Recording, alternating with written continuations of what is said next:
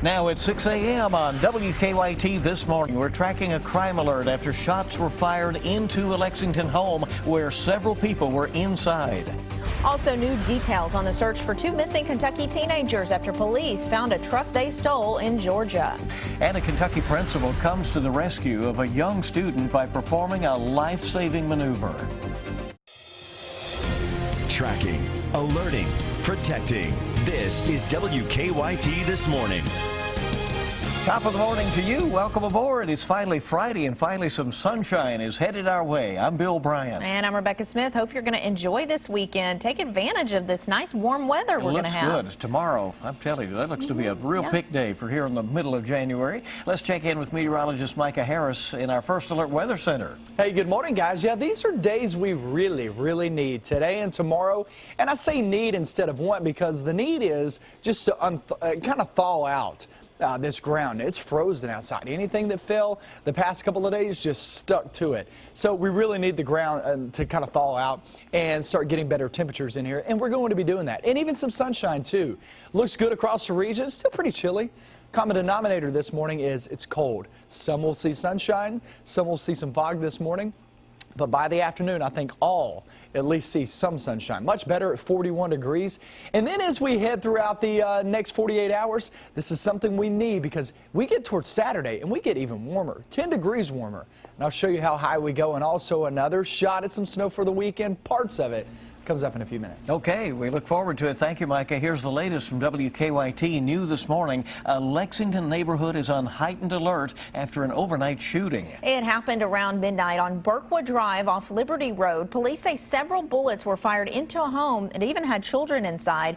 WKYT's Mark Barber is tracking this crime alert live for us this morning from that scene. Good morning. Good morning, Rebecca and Bill. Up until now, investigators believed 6 shots were fired at the home here on Brookwood Drive. We found another shell casing in the middle of the road this morning. Officers have since taken that shell casing from us and put it into evidence, so they believe that up to 7 shots were now fired at this home here. Now, we're told that 2 of those bullets flew into the family's living room. We're told 3 were found inside their garage. Now, we're told several adults and children were inside this home at the time of the shooting. Neighbors tell us that at least 2 children, one in middle school and the other in elementary school, were both inside the house. Now, officers say fortunately no one was hurt in the shooting. Investigators tell us they don't know why this house was targeted. Police say they are still trying to figure out who shot at the home. Now, we're also told from neighbors that police have been going door to door, checking homes to see if they have surveillance video. We're told that one woman on the street does have a camera outside her home, and police are hoping that it will help them figure out who shot at this house. Live in Lexington, Mark Barber, WKYT.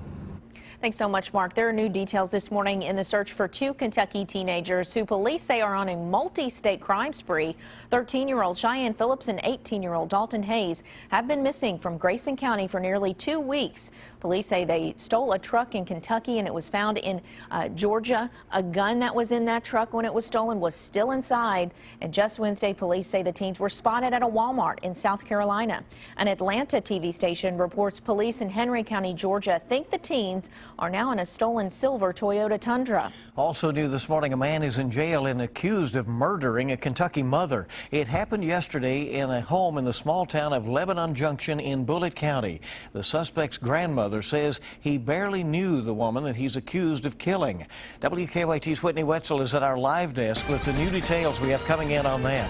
Whitney, good morning. Good morning. The deadly shooting happened on Main Street in Lebanon Junction just before 2 o'clock yesterday afternoon. Our news affiliate in Louisville spoke with the suspect's grandmother, who says her grandson, 18-year-old Austin Allen, is mentally ill. She says he was hearing voices and was just released from Central State around the holidays, but she doesn't believe the doctor should have let him out. She witnessed the teenager shoot her neighbor, 37-year-old Tina Zamora, a woman she says Allen barely knew. Police cruisers and first responders lined Walnut and Main Streets. The scene there shocked some neighbors. Some of them recognized the man in handcuffs. He didn't seem like he was even down to earth. He just kind of was just, he just wasn't walking. They lifted him up because he wasn't walking. He wasn't carrying his feet. If he was on drugs or if he was just not all there in the head. Police say Allen shot Zamora with a gun that he stole from a nearby home earlier that day. He's now in the Bullitt County Detention Center charged with first-degree burglary and murder. Zamora was pronounced dead at the scene. At the live desk, Whitney Wetzel, back to you. Whitney, thank you very much. It was a frantic plea for help, and this morning we're hearing the 911 call made after police say a woman put her newborn baby in a plastic bag. Winchester police charged the mother, Cassandra Haney, with attempted murder. They say she delivered the baby in her toilet and then put him in a garbage bag. Her roommate saw the baby in the bag and called 911. And Winchester police now say that was a life-saving call. Is the baby okay, or do you know? The baby is alive and he's crying. Haney has pleaded not guilty to attempted murder and evidence tampering charges. At last check, police said the newborn is stable. Well, a man is dead and his mother is fighting for her life after a crash on a Kentucky interstate. State police say an SUV hit a guardrail and rolled several times yesterday on I-64 near Moorhead. The Rowan County coroner said the driver, 27-year-old Michael Henderson Jr. of Huntington, West Virginia, died at the scene. His mother, Deanna, was taken to UK hospital with life-threatening injuries. Police say Henderson's 3 children were also taken to the hospital with less serious injuries. Police made a quick arrest after an argument led to a shooting in Madison County. It happened yesterday on Hager Drive near Richmond. State police say James Pearson shot Brian Ditch, who was taken to UK hospital with non-life-threatening injuries. Pearson was arrested nearby. The victim, I should say, was on Hager Drive to pick up dogs as a part of a rescue operation when he was shot. The time is now 6 minutes after 6 on WKYT this morning. An accused shoplifter is in jail after police say she hit a security guard with her car. Kathy Aleya was arrested in Lincoln County. Police say a security guard at the Danville Kroger tried to stop her from stealing items from the store.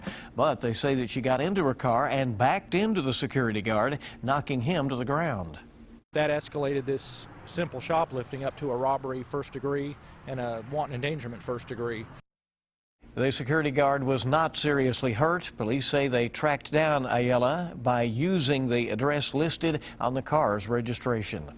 Well, a Kentucky principal's quick thinking apparently saved a student's life. This would be such a scary situation, and they handled it so well. The second grader at Eastern Elementary School in Scott County choked on a piece of food during breakfast.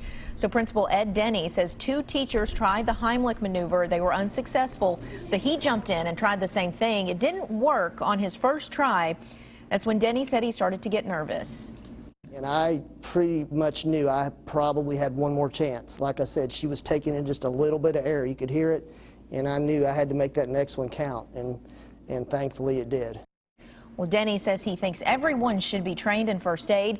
Kentucky administrative regulations require at least 1 adult certified in first aid and CPR to be at the school during school hours. And obviously, it paid off in dividends. Can you imagine what was going through his head? You know, there was one more chance, and then it worked. Well, congratulations to the good work. Our time is coming up on 6:08 right now. Let's check right now to see what's happening on the roads with Officer Don. Yeah, good morning, Don. How's everything going there at 98.1 The Bull? You know, it is going great, except Deanne brings us a big box in this morning that apparently has like a stroller in it that she's decided I'm going to put together. I don't know what she's trying to tell me. Okay, it's a stroller for her kids, for her baby dolls. But anyway, she's trying to con me into putting this thing together. So we've been arguing about that so far because I'm pretty not very, mechanically minded in that way. But other than that, we're okay. Traffic looks good on the circle and the interstate. Some slick spots to deal with here and there. Just be careful on the way in. Let's get a look outside. We'll show you what's happening at I-75-64 through the northern split, where traffic looks good on the exit ramps. 2 ways map, just a couple of stalled cars, but other than that, we're making our way around the circle without any major issues. Now back to you in the studio. Okay, I know you'll help Deanne out any way you can. And of course, they'll be having good fun over there on 98.1 The Bull. And we're glad you're with us on WKYT this morning. Yes, it's Friday, and yes, more news is on the way. A hotshot game show announcer has an epic fail on the set. Ouch. But as they say in showbiz, the show must go on. I love that. It happens, man. It's live TV, right? Current temperatures, we're looking outside in the 20s, 30s, but we slowly but surely start to warm these temperatures up. And boy, does it really boom toward the weekend. I'll show you how high we go coming up.